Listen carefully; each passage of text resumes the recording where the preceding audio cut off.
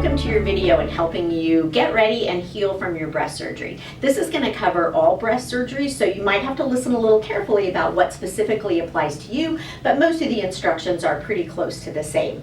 Now remember that if you're over the age of 35, it's important for you to have an updated mammogram within a year of your surgery. We'll be doing a breast exam at your pre-op appointment, but you should be doing self-breast exams too to make sure that everything seems okay.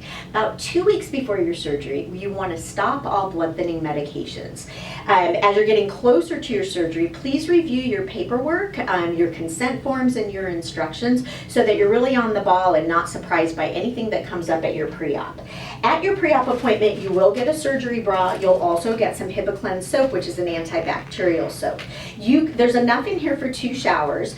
It's very important that you take a shower the morning of your surgery or just before your surgery. Clean your whole chest area, and please don't put on any lotion. Because there's enough for 2 showers, you can also use this the night before. Now you do need to bring your surgery bra with you to the surgery and have it sitting out for me, because after I do your markings, I'm going to take it back to the OR before. The night before surgery, again, go over your instructions, and you'll likely get a call from your anesthesiologist. In general, no solids or full liquids like milk or pulpy juices or something like that for 8 hours before your surgery. They're now allowing people to have clear liquids from 2 to 4 hours before their surgery. So your instructions will vary, and they do say that if those clear liquids like apple juice or Gatorade have some sugar in them, it actually does help to decrease nausea.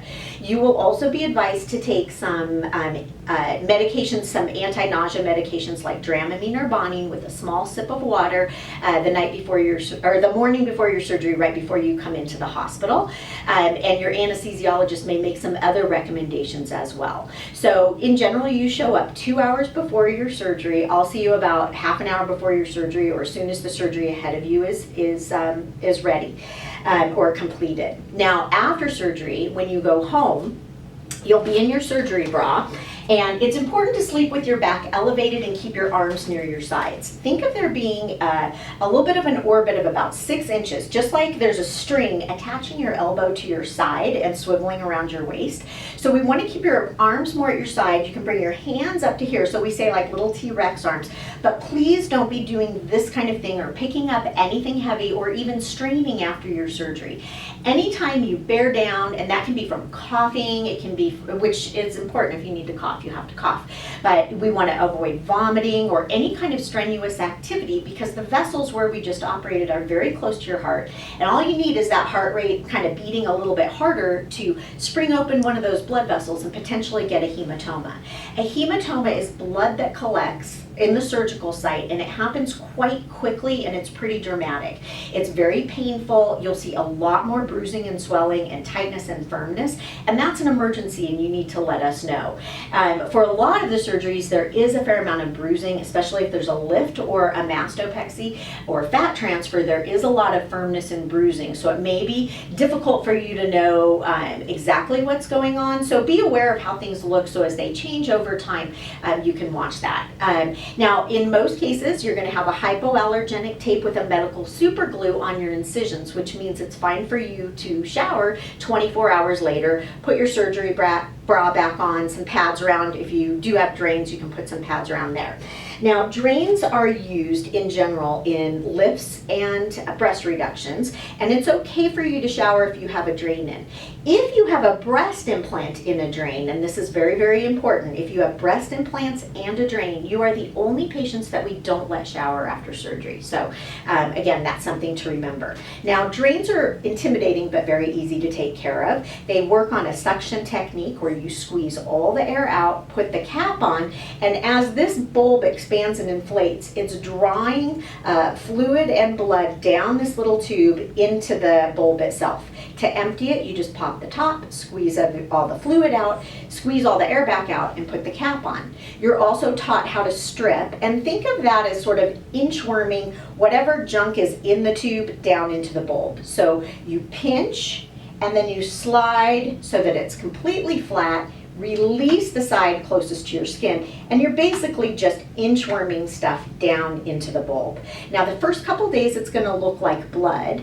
It's going to lighten up more like red wine and then cherry juice, and can even get as light as apple juice. And as it lightens up, you might see some flecks of white and some little stringy blood clots in there, and that's very typical. That's nothing to worry about. Now if this bulb is filling up with what looks like thick blood and it's starting to clot like jello and you can't empty it, that deserves an immediate phone call, because that could be a sign of too much bleeding inside.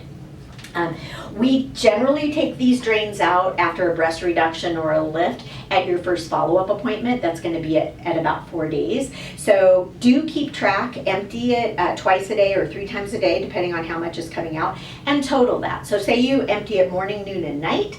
Keep a total of what that is for one day, do the same thing the next day, and the next day, and please bring that with you to your appointment. Now let's talk specifically about breast implants. If you have a smooth breast implant, it's important that after surgery you learn how to massage. We'll teach you this at your first follow-up appointment. Textured breast implants, we do not massage. So again, that's a very important distinction. And you probably know which type of implant we're going with. So massaging involves pressing down below the implant so that you're forcing it to kind of rise up. And for some patients, we're also going to encourage you to push medially. For some other patients, we might encourage you to be pushing down and out. So we'll go over your specific technique with massaging, but it is something that you'll be doing every day, and you'll kind of be doing it probably forever while you have implants in. It just becomes second nature. You do it in the shower, you do it when you're getting dressed, but it's just trying to keep that pocket of scar tissue around the implant a little bigger than the implant so that you can have some mobility. Now with textured implants, we want your scar tissue to kind of incorporate and hug that implant so that there's not mobility. So we don't want you to massage, and we also want you to avoid high impact exercise that can create sort of a shear injury. So for all of our breast surgery in general, we don't want you to be doing any real heavy cardio for about 6 weeks. At 4 weeks, people can start doing some light things. But if you have textured breast implants, we're going to have you avoid heavy chest exercises and also any high impact exercises for a total of 3 months after surgery.